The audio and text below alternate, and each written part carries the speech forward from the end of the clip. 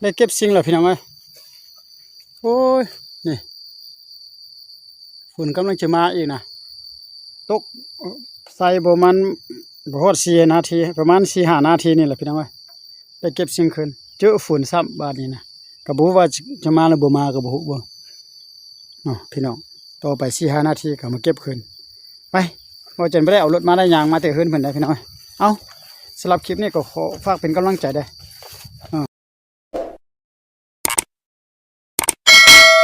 ครับทักทายสบายดีตอนแรกพี่น้องที่เข้ามาติดตามรับชมโอ้พอดีมาฮอดอยู่ป่านะเบิ่งคือแต่ฝนสิตกพี่น้องเอ้ยน่ะเห็นบ่มืดคึบๆเลยบ่จันออกมาสิบ่โตนกซะดอกนี่เอาสิ่งดักนกคมน่ะ4-5ลำโพงแล้วก็อาวุธมีดพายตรวจจะใส่อยู่นี่เนาะกล้องต้นสำซานี่นะนี่ใส่อยู่บ่นี่นะพอจันจะทางหน่อยนึงก่อนซะละก็สิลองเบิ่งดอกพี่น้องก็บ่ฮู้ว่าช่วงนี้ก็แม่นฝนทั้งฝนแดดๆก็ฝนมามื้อนึง2มื้อก็แดดมา 2-3 มื้อประมาณนี้นะนี่ก็บ่ว่านกคมจะมาอยู่บ่มาอยู่บ่ก็จะมาเข้าหรือบ่เข้าก็บ่ฮู้เนาะบ่จักเนาะก็ลองมาติดตามเฮาชมนำกันช่วงนี้ก็เป็นพอดีเดือน6เนาะเข้าเดือน6แล้วพี่น้องวันนี้ก็วันที่7วันที่8แล้วพี่น้อง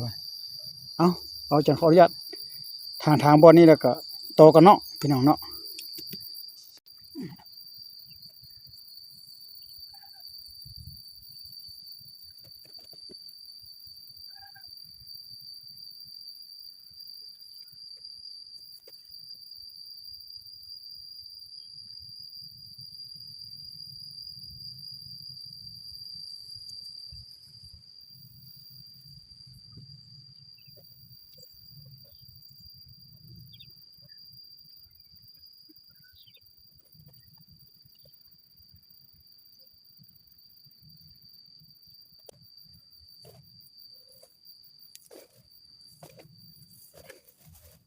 โอเคใส่เรียบร้อยแล้วลงโตเบิ่งก่อนพี่น้องใส่โทรศัพท์ต่อเอา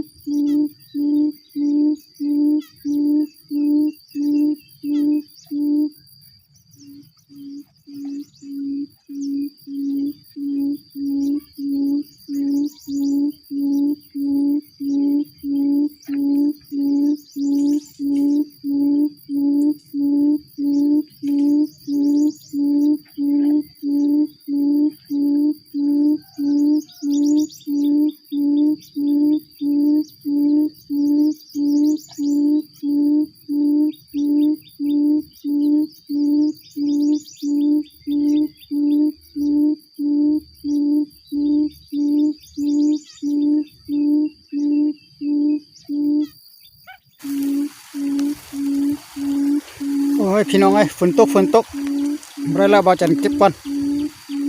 นกบ่ทันเข้าดอกนี่เครื่องเสียงเป๊กน้ำแล้วฝนตกแล้วพี่น้องเอ้ยเจอฝนบาดนี่นะขออนุญาตเก็บก่อนเด้อพี่น้องเอ้ยพบกันคลิปต่อไปบ่ได้แล้วพี่น้องโอ้ฝนตกห้ามแล้วบาดนี่นะ พี่น้องมันฝนตกนะได้เก็บสิ่งแล้วพี่น้องเอ้ยโอ้ยนี่ฝนกำลังจะมาอีกนะตกใส่ประมาณบ่ฮอด4 นาทีประมาณ4-5 นาทีนี่แหละพี่น้องเอ้ย